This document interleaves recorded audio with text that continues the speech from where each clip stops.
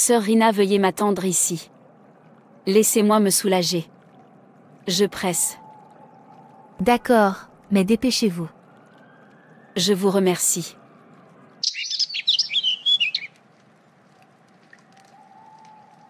Qu'est-ce que c'est? N'est-ce pas homme et homme? Pourquoi me rejettes-tu? Je croyais qu'on était d'accord. D'abord, donne-moi l'argent que tu m'as promis. Est-ce tout? Ne t'inquiète pas, je te donnerai. Arrête, vous marchez sur un chemin dangereux. C'est une abomination pour un homme de coucher avec ses semblables. Sauve ton âme. Vous voyez ce que vous avez causé, je sors d'ici. Écoutons-la. Écoutez qui? Oh non. Mon fils. Qu'y a-t-il, femme? Que voulez-vous de nous? Courez pour votre chère vie. Sauvez votre âme de la colère de Dieu qui vient. Elphir n'est pas un endroit où aller, c'est plus terrible et douloureux que vous ne pouvez jamais l'imaginer. Lévitique 18 verset 22 dit que tu ne coucheras pas avec un homme comme avec une femme, c'est une abomination. Et le chapitre 20 verset 13 dit, si un homme couche avec un homme comme avec une femme, tous deux ont commis une abomination, ils seront certainement mis à mort, leur sang est sur eux. 1 Corinthiens 6 verset 9 à 10. Ou ne savez-vous pas que les malfaiteurs n'hériteront pas le royaume de Dieu? Ne vous y trompez pas, ni les impudiques, ni les idolâtres, ni les adultères, ni les hommes qui ont des relations sexuelles avec des hommes, ni les voleurs, ni les cupides, ni les ivrognes, ni les calomniateurs, ni les escrocs n'hériteront du royaume de Dieu. Mon fils, si tu meurs en couchant avec ton semblable, tu iras en enfer pour l'éternité, c'est-à-dire pour toujours et à jamais. L'éternité n'a pas de fin, alors, pourquoi devriez-vous passer l'éternité en enfer à cause de quelque chose qui n'a aucune valeur? Quelque chose d'aussi irritant.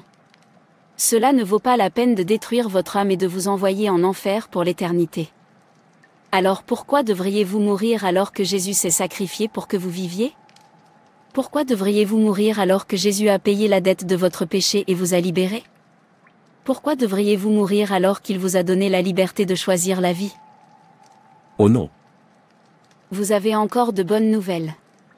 Et la bonne nouvelle est que vous pouvez toujours venir à Dieu, peu importe à quel point vous avez plongé dans le péché, et il vous pardonnera. Il a dit dans Ésaïe 1 verset 18, « Venez maintenant, réglons l'affaire, dit le Seigneur. Bien que vos péchés soient comme l'écarlate, ils deviendront aussi blancs que la neige, bien qu'ils soient rouges comme le cramoisi, ils deviendront comme la laine. » Pourquoi ne pas profiter de cette occasion pour sauver votre âme? Rappelez-vous, c'est maintenant le bon moment. Jésus a dit dans Matthieu 11 versets 28 à 29, « Venez à moi, vous tous qui êtes fatigués et chargés, et je vous donnerai du repos.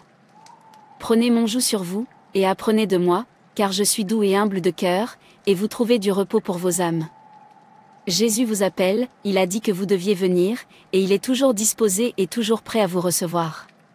S'il vous plaît, ne rejetez pas l'appel, répondez-lui et vivez.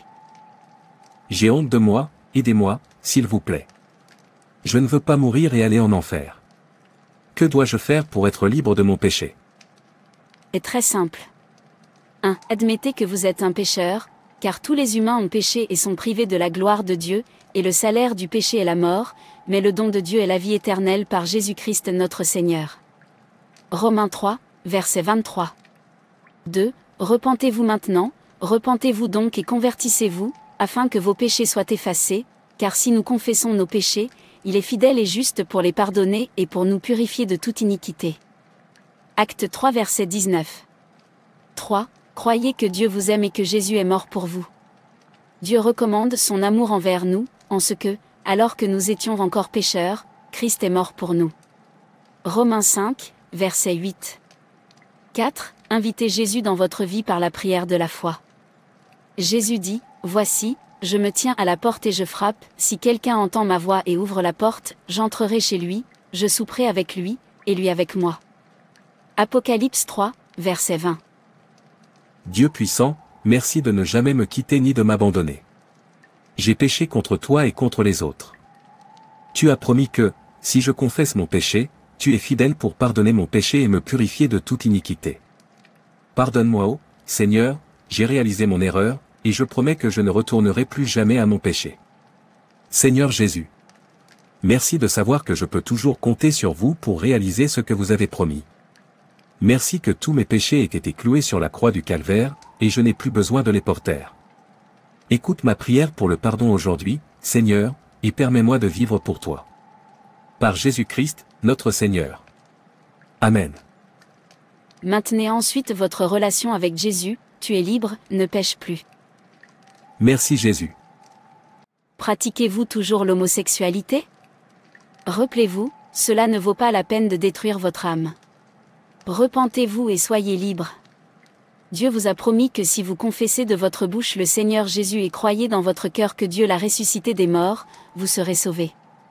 Car c'est du cœur que l'on croit à justice, et c'est de la bouche qu'on fait confession à salut.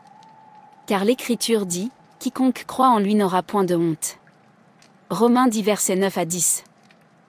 Merci d'avoir regardé et n'hésitez pas à vous abonner, aimer et partager.